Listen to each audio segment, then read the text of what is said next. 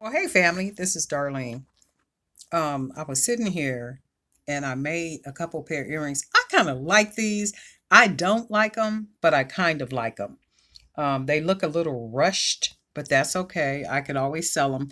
And I really dig the ends, kind of curled up like that. It gives them a really kind of elegant look. And that beautiful bead. Let it focus in. How pretty are those, right?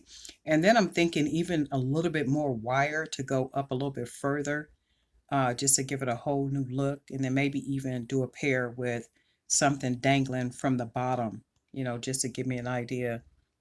And then these right here. The reason why I wrap this around here like this is because I messed up on one with the bending of the wire.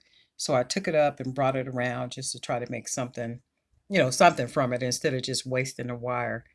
But anyway, couple of pieces from today.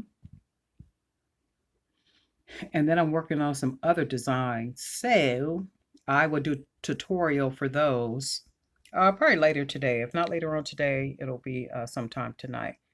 All righty, family. We'll talk soon.